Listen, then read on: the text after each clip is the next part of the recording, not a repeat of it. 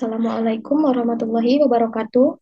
Perkenalkan, saya Anjani Intan dengan NPM 2015-310-26 ingin mempresentasikan hasil kerja saya yang berjudul Penerapan Konsep Manajemen Konflik dalam Hubungan Industrial di Perusahaan XYZ.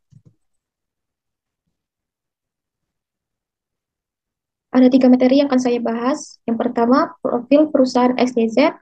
Yang kedua, analisis konflik dalam hubungan industrial di perusahaan XYZ. Dan ketiga, penerapan konsep manajemen konflik dalam hubungan industrial di perusahaan XYZ. Yang pertama, saya akan membahas profil perusahaan. PT XYZ adalah perusahaan nasional di Indonesia dengan kantor pusat yang berlokasi di Jawa Timur, Indonesia. PT XYZ adalah perusahaan yang bergerak di bidang industri rokok dengan sektor barang konsumen primer serta merupakan industri penghasil rokok kretek terbaik di Indonesia. Perusahaan ini memproduksi serangkaian rokok kretek, termasuk sigaret tangan, sigaret kretek mesin, dan varian dengan tar rendah dan nikotin rendah. Misi perusahaan adalah menyediakan produk-produk inovatif berkualitas tinggi yang mempengaruhi, bahkan melebihi harapan konsumen sekaligus memberikan manfaat bagi seluruh pemangku kepentingan. Materi yang kedua yaitu analisis konflik dalam hubungan industrial di perusahaan XYZ. Konflik hubungan industrial yang terjadi antara XYZ dengan karyawannya ini selaras dengan faktor-faktor penyebab terjadinya konflik kelas menurut Karl Marx, yang mana antara lain pertama karena alat produksi, kedua adanya perbedaan kelas, dan yang ketiga adalah adanya bentuk penindasan yang dilakukan kelas penguasa terhadap kelas pekerja. Dalam teori konflik yang dicetuskan oleh Marx, konflik bisa saja terjadi antara dua kelompok atau kelas yang memiliki perbedaan secara aspek ekonomis.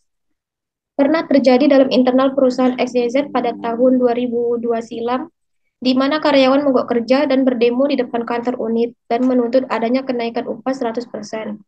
Pihak XYZ yang terdesak akhirnya menuruti kemauan karyawan dengan mengirimkan perwakilan sebagai juru bicara dan berunding bersama disaksikan oleh beberapa perwakilan pemerintah. 12 tahun kemudian, atau pada tahun 2014 silam, kembali terjadi gejolak besar, yakni adanya program PHK massal yang dilakukan oleh XYZ terhadap lebih dari 4.000 karyawannya. PHK massal yang terjadi di XYZ pada 2014 lalu dipengaruhi atau disebabkan oleh faktor yang beraneka ragam. Yang ketiga, penerapan konsep manajemen konflik dalam hubungan industrial di perusahaan XYZ. Dalam proses berjalannya hubungan industrial, terdapat beberapa ketentuan yang harus dilaksanakan sesuai mekanisme oleh pihak pengusaha atau perusahaan. Adanya kesepakatan tentang isi dari perjanjian kerjasama atau PKB yang disetujui oleh pengusaha dengan karyawan merupakan salah satunya. PKB ini mencakup banyak hal termasuk seperti jaminan keselamatan kerja, ketentuan upah, jam kerja, hingga pelayanan-pelayanan yang bisa diperoleh karyawan. Begitupun mengatur tentang kewajiban dan peraturan apa yang mesti dilakukan oleh karyawan. Karyawan yang merasa pengusaha telah melakukan hal yang menyimpang, kebanyakan akan melakukan aksi solidaritas dengan berbagai cara, seperti turun ke jalan melakukan demonstrasi, mogok kerja, serta menuntut perwakilan perusahaan untuk menemui mereka guna membahas tuntutan yang diajukan. Pada tahun 2002 silam, di mana karyawan mogok kerja dan berdemo dan menuntut adanya kenaikan upah 100%, pihak XYZ menuruti kemauan karyawan dengan mengirimkan perwakilan sebagai juru bicara dan berunding bersama disaksikan oleh beberapa perwakilan pemerintah.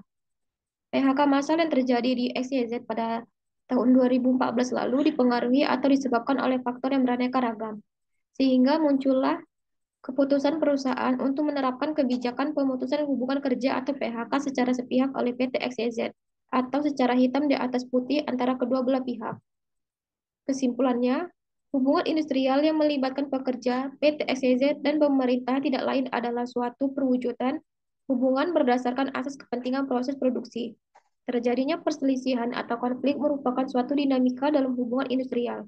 Umumnya, konflik yang terjadi dalam internal XYZ dengan para pekerjanya adalah bentuk dari perselisihan pemutusan hubungan kerja atau PHK jika berkaca pada penerapan kebijakan program pensiun dini pada tahun 2014 silam.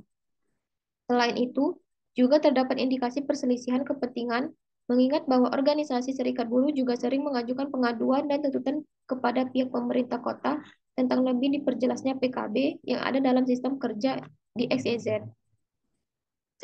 Sekian presentasi dari saya, lebih dan kurangnya saya mohon maaf. Assalamualaikum warahmatullahi wabarakatuh.